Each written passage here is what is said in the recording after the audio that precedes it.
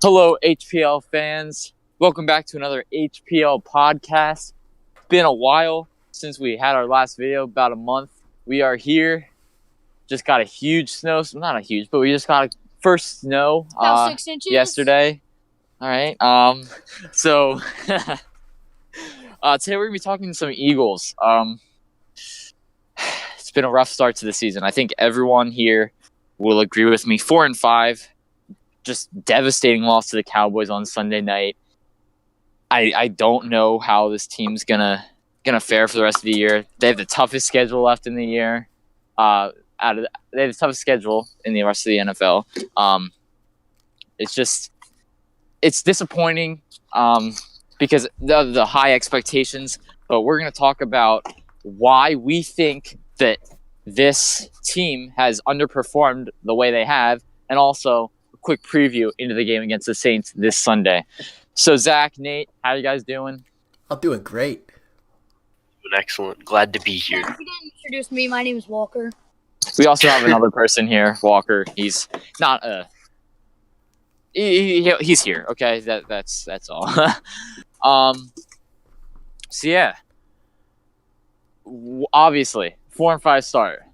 Why? Why? Is it injuries? Is it bad coaching? Is it bad performance, offense, defense? Is it Jim Schwartz's fault? Is it the lack of Frank Reich? Is it all is it everything combined?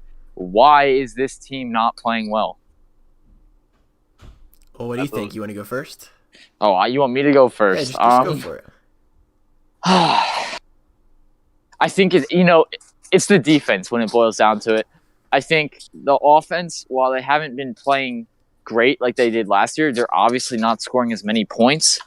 This defense has been so bad, and you can look at the injuries in the secondary. You can say, other injuries have obviously Ronald Darby going down last game. Sidney Jones has been out a while. Jalen Mills, even though fans don't like him, you see that he gets beat on double moves all the time, obviously, but still.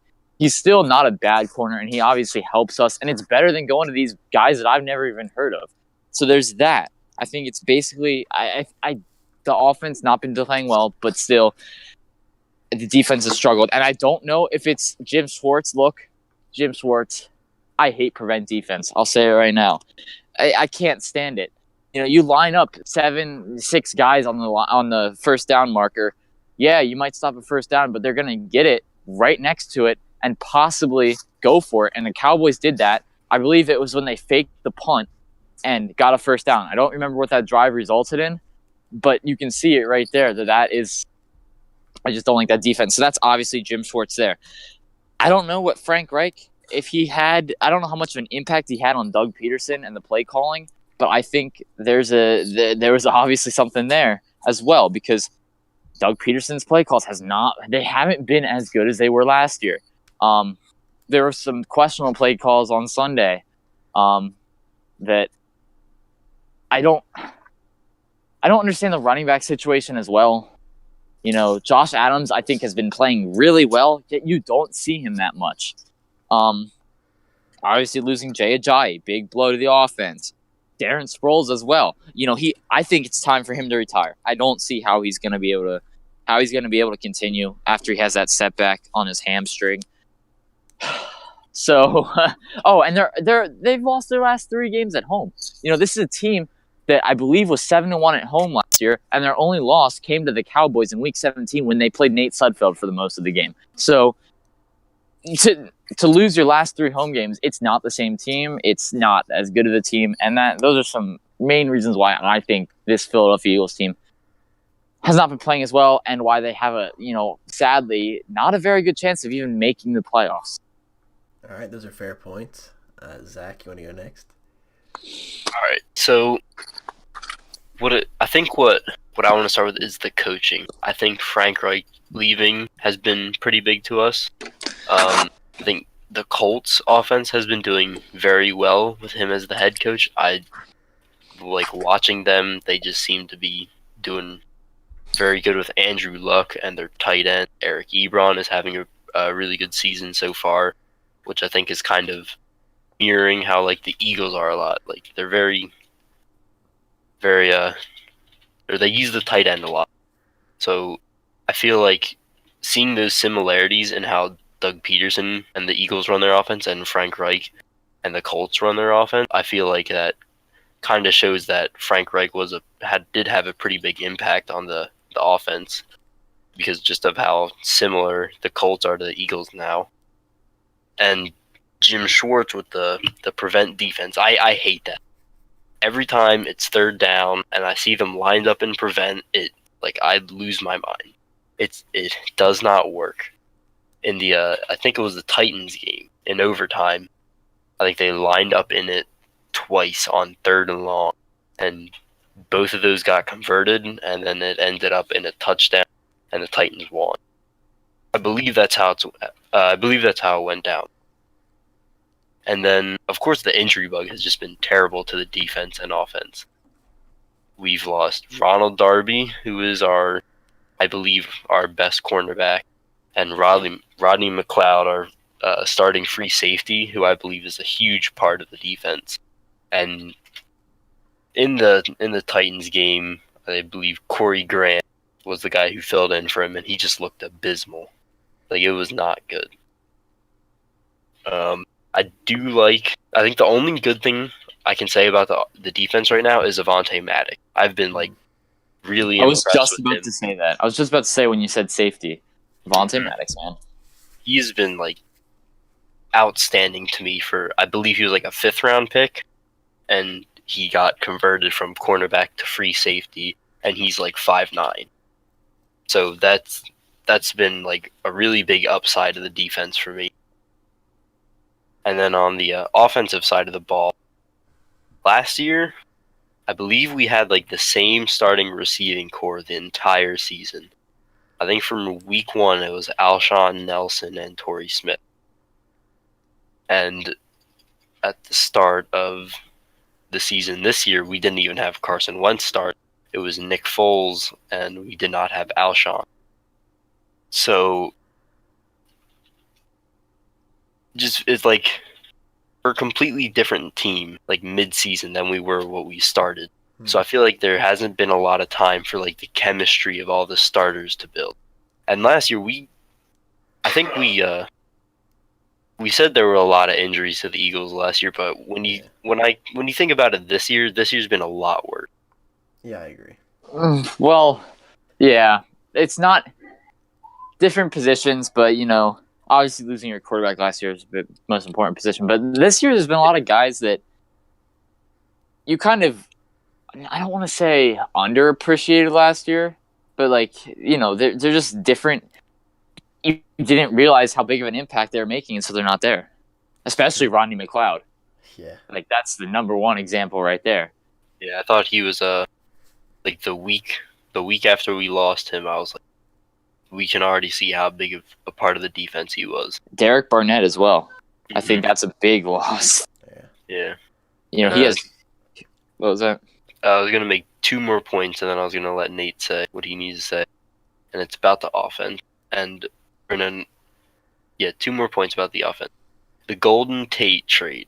I really I did not like that at first, and then I was starting to like it as we got closer to, or as we entered the bye week, and then after seeing this Dallas game, I'm not sure how much I like it.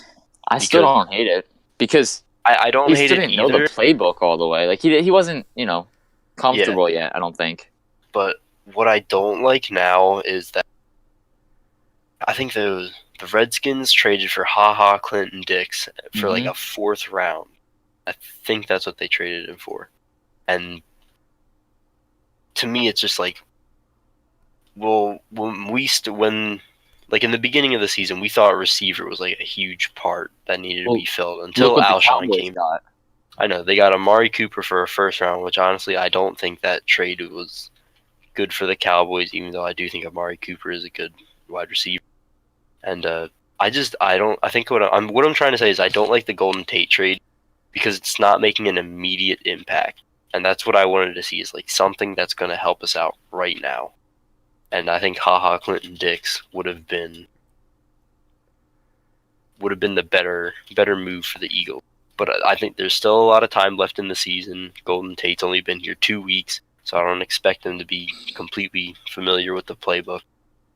And then another point I wanted to make was running back. Losing J.J. is huge. We can see that Wendell Smallwood, Corey Clement are not playing like Corey Clement was last year, and Wendell Smallwood has always been like, I don't think he's bad, but he's just not going to, he's not good enough. And like Noah said about Josh Adams, I want to see more of him. He's been really promising. Yeah. So I guess I'll jump into what I had to say. And to build off the point you made there about what was your second last point right there? The trade? The trade, yes, the trade. The trade of Golden Tate, I was so hyped. I really love the idea. I thought it would kind of spark the teams like, oh, come on, guys, we can still win this. Come on, guys. J.J. last year. You saw what he did last year. Exactly. Mm-hmm. I thought it was the same kind of deal. But I know he was very limited in his role against the Cowboys, but it was Sunday night against your biggest rival, and they couldn't even pull it together for one game. The whole first half was the most abysmal half of offense at home I've seen. too. It's at home. That seriously blew my mind. So unless we can see something this week or next week from Golden Tate, then we just gave a third round for really just a rental for no reason. And here's the thing. Cowboys offense going in was one of the worst in the league. Yeah. And they just consistently drove the ball down the field.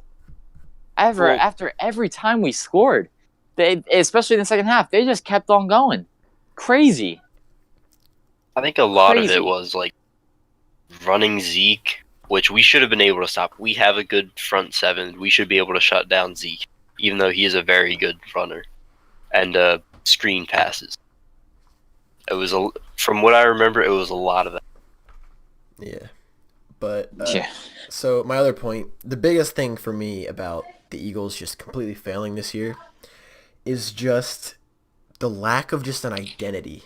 Like last year, the whole year, it was the underdog, man, nobody likes us, we don't care. That whole mentality. And there's just none of that. They're playing like they're the very full, still hungover dogs. Yeah, I would say it really came about after that Rams game when Carson Wentz got hurt. Everyone was just counting him out, and they're like, how you don't know what's going on here. They had something going on in that locker room. They were not going to be stopped. No matter who got hurt, I think they were going to win that Super Bowl no matter who got hurt. To be completely honest, yeah, unless it was their whole team, but they just had something that you can't explain. Between that locker room was special. So I don't think I don't want to say, but I honestly think they didn't get lucky. But it was an off year in the NFL last year where there weren't a lot of teams that were super strong. Patriots had a ton of holes. Obviously the Rams, their defense wasn't very good. That's a team in the NFC playoffs. Just teams. Falcons weren't that good. Vikings looked good, but I don't think their defense was great. But obviously it wasn't. I think the Eagles they picked a good year to have a pretty good team, and they ended up winning the Super Bowl. So I feel like we're back to the point that we were 3 years ago with the Eagles. I really do, where we're just mediocre. We're trying to win the NFC East every year, and that's our main goal. I don't feel confident. But this is where so the coaches can do only so much, right? The players, the players have to be good on the team. I think this really is going to fall onto Howie, because he built the team last year. He made some really good moves like Jay Ajayi last year to try to push this team to the Super Bowl, and it worked.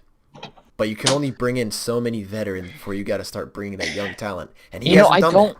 I don't want to blame Howie. I don't either. I feel like he has been drafting well, to be honest. Kinda. I feel like it was a good trade to drop out of the first round. I don't remember what they picked up, but then you get Dallas Goedert, which I also think is a good tight end. That was a good thing. So I don't want to blame it on Howie. Now look, this offseason I feel like wasn't the greatest in terms of free agent signings, and you go get Mike Wallace, he gets hurt. Haloti not, believe he was hurt as well. So you can't put. It's tough. I mean, I don't know. I wanna say something about how I think the season's gonna go. What I want to see happen. So I'm kind of like counting out Le'Veon coming here in free agency. I don't think That's not happening. Yeah, the way we run the team and like how we distribute money, we're not like built to have like a superstar player with a huge. We gotta contract. sign Wentz. We gotta sign Yeah, Wentz. we gotta sign Wentz, but we're not. I don't think that like outside of quarterback. I don't think they're gonna bring in like any stars. Like I think that's why they didn't bring in Patrick Peterson, because we all know how good Patrick Peterson is, and he deserves to get paid for how good. I don't think we're kind of team that's willing to put that much money into a position like that. If we paid one player that much money, I feel like it'd ruin everything. Mm-hmm. Well, here's a problem. Honestly, Ronald Darby's on a contract year, isn't he? And he just got injured. So he's not going to get a huge contract. I think we can bring him back for a mid-level. I hope so. I like Ronald Darby. I really hope we can get him back. But what if he might go somewhere else? I don't think he's gonna be on a huge contract, because I don't think he like deserves to be paid like an absurd amount. But he deserves to be paid well because he plays well. Coming off an ACL though, I don't. Yeah, that is true. But I really want to see them like use their first round draft. Like what I want the season to be is I want them to lose every game except for the next Cowboys game. That's how I want the rest of the season. No, let's not say that. I want to have the best pick we can get, so we can draft like a first round corner or running back, and not some 5'9" cornerback, 150 pounds. I want like a 6'2" corner, 200. I want some Xavier Rhodes lining up on the other team's number one guy. This is why you're wrong. I'm not wrong. This is the NFL, right? This is not the NBA. Okay, you don't tank for a draft pick in the NFL. You just don't. There's 7 rounds in the draft for a reason. There's only 2 in the NBA. You know, you can get really good talent in the 2nd, 3rd, sometimes even 4th round. And there's 52 people on an NFL roster as well. There's not, 12 to 15 like there is on an NBA roster. So, it doesn't affect your team as much as it does in the NBA. That's true. You can see that's true in comparing Saquon and Phillip Lindsay. Phillip Lindsay's having a very good year, comparable to Saquon, who was drafted 2nd overall. Lindsay went undrafted. But I just like to, have a selection because I trust Howie. Like, I think that letting him run the draft is. I believe that's what I do right now. I believe Howie's in control of pretty much most part of how the Eagles draft. Definitely. I'd like to trust his judgment and bring in a DB that he sees fit for us. Or a running back, but I don't think there are any good running backs this year. Like any here's the thing. Running back. I trust Jeffrey Lurie. If it's not, I feel like he will make necessary moves to the organization because as he needs to, because they won the Super Bowl last year, right? So your championship window is not long. So if there's, I feel like Jeffrey Lurie is so aggressive and passionate about winning another one that he would make a move if he has to in terms of getting rid of. I don't want to say Doug Peterson. I don't want to say Harry Roseman, but he will talk to them, tell them that they're not doing their job right, and kind of wake them up. It's true.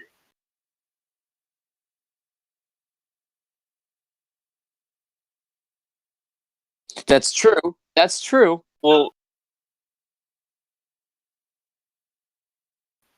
I don't think he's gonna go anywhere, but I think Doug Peterson will be better than Andy Reid for us, even though, like, technically speaking, Andy Reid is a very good coach, even though even for the Chiefs, like, he couldn't get anything done in the playoffs. For us, he couldn't get anything done in the playoffs. Here's the thing, though, with your Jeffrey Lurie point on keeping Andy Reid. Jeffrey Lurie didn't win a Super Bowl before that. So now that he has won a Super Bowl, I feel like he wants to win it again now that he knows what it's like winning a Super Bowl. So he might be a little bit more strict. I don't know. He might not, though. All right. So what do you guys think about getting in more specific? Do the Eagles have any chance this Sunday against the Saints, who put up 50 points or over 50 points against the Bengals last week. I'm gonna say no. I believe the Saints. I honestly don't. I want to say that I believe the Saints will win, but I don't know if it'll be like them just spanking us across the field. I don't think it or matters. if it'll be a It battle. doesn't matter if you It fall to doesn't 4 matter. and 6. You lose. If you fall to 4 and 6, and you still have games in LA against the Rams, you still play the Texans. You have 2 games against the Redskins and a game against the Cowboys. Yeah. It's oh man. Well, I mean, like the biggest issue for me right now is who's gonna line up on the number one guy. Who on our team is capable of lining up against Mike Thomas, DeAndre Hopkins, people like that. Like, I don't think we have anyone that can. who do you put out there? That's a good question. It would. Sidney Jones. Sidney Jones is supposed to be back. Mhm. He said he's playing this Sunday, so Sidney Jones is probably going to be your number 1 corner. I'm thinking that. I think I'd like to see Rasul Douglas on them because I believe Michael Thomas and like DeAndre Hopkins are both around like 6 foot. I'm not sure about DeAndre, but I'm pretty sure Mike Thomas. And I feel like I know Sidney Jones isn't that big. I don't really want to say that makes him bad, but I'm pretty sure I'd like to see like a larger guy on them, Yeah. which I believe Yeah. Rasul Douglas is a bit bigger. Big man. Well, this defense is going to have so many issues, and we'll see what the offense can do. I have to be optimistic for the offense because I feel like they played pretty well last week. Zach Ertz, top 3 tight end. I don't think there's anyone right now that's capable of stopping Zach Ertz. So we're gonna need rolling it. We're gonna need like 100 yards from him. Nelson Aguilar's gonna have to have a big day. Carson Wentz is gonna have to play the game of his life, unless the Saints can somehow get confused by this defense and can't put up points, or if they just make awful mistakes. But it's at home for them. Yeah. It's in New Orleans. I don't see how they can win. The Saints offense to me right now is like, I think the Rams are very good, but I believe the Saints are the best offense in the league right now. What they have a double-headed run game. Yeah. They have Michael Thomas and they got Ben Drew Brees. Watson. Yeah, Drew Brees. Ben Watson, who's like not a superstar tight end, but he's very consistent. And I think I already said they have a double-headed run game in Kamara and Ingram. And they have Taysom Hill, who seems to be left out of the equation a lot. I honestly think that is he is a big threat, and I think he's underused on that offense. Really? I think they should definitely incorporate him in more. Well, because I love, first of all, because I really like watching it. I think it's hilarious when it works. Yeah, it is funny. Taysom Hill is very athletic. Well, we put Nate, if I remember correctly, in the preseason power rankings, we put the Saints at number 2, I believe. And that was kind of confusing to me early on. That was confusing. I was like, really? Saints at 2? I don't understand that.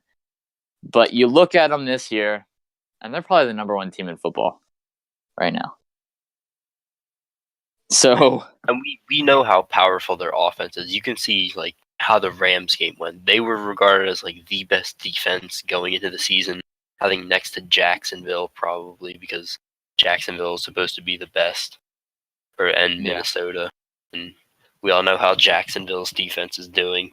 Not too hot. Not good. Minnesota's been okay. Yeah, they've been all right. So, all right, final thoughts from you guys here going into this game on Sunday and for the rest of the season in general. All right. So for the rest of the season, I want to see Zach Ertz continue to do well. I don't want to see any more people go down on the defensive side of the ball or offensive, to be honest. I don't want to see anyone get hurt. And I hope Kamara does good on Sunday because I have him in fantasy. Boo. Really? I'm sorry. He's got like 2 40-point games for me. He's a beast.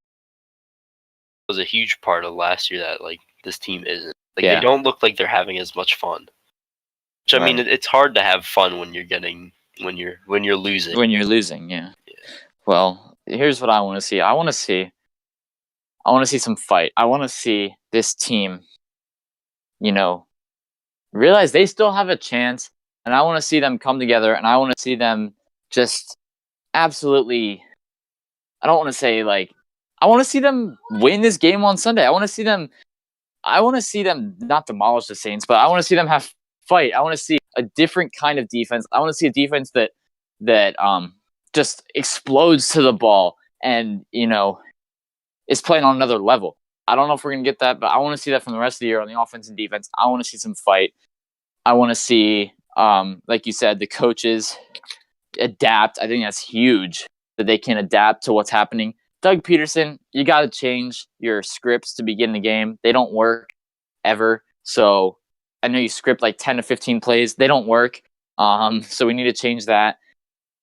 And I just want to see this team hopefully make the playoffs. They just need to get in. I don't care if they're the 6th seed. I don't care if they're the 4th seed. I don't care if they win the division or not. Just get in and you have a chance. And that's what I hope they're able to do.